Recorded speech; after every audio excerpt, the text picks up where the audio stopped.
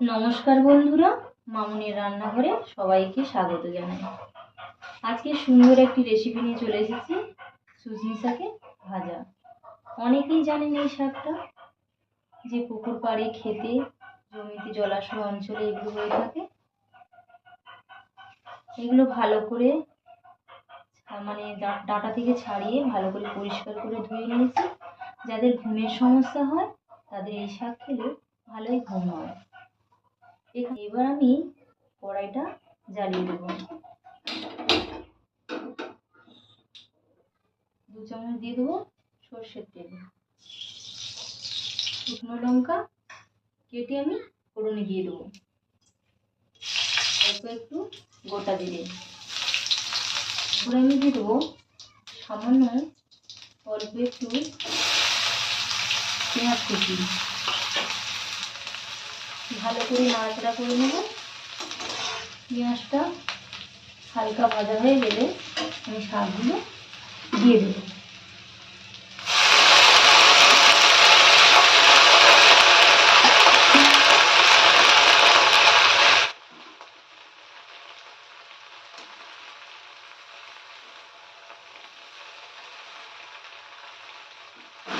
একটু নাড়াচাড়া করে আমি একটা পাত্র নিয়ে ঢাকা দিয়ে দেবো।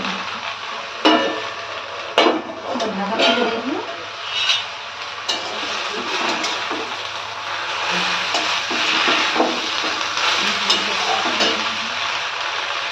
আন্দাজ মতো নুন দিয়ে দেবো।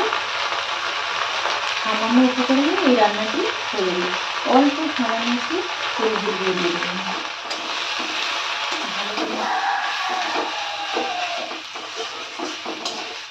উল্টে পাল্টে ভালো করে নাড়িয়ে চাড়িয়ে সেদ্ধ করে নেবো শাকটা।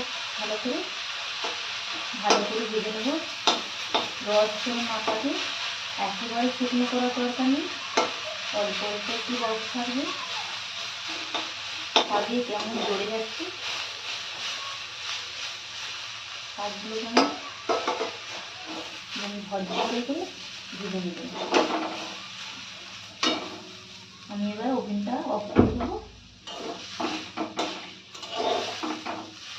নামিয়ে নেব। কত সুন্দর ভাজাটা হয়েছে। ভালো লাগলে লাইক, কমেন্ট, শেয়ার করবেন আর আমার চ্যানেলটিকে সাবস্ক্রাইব করবেন।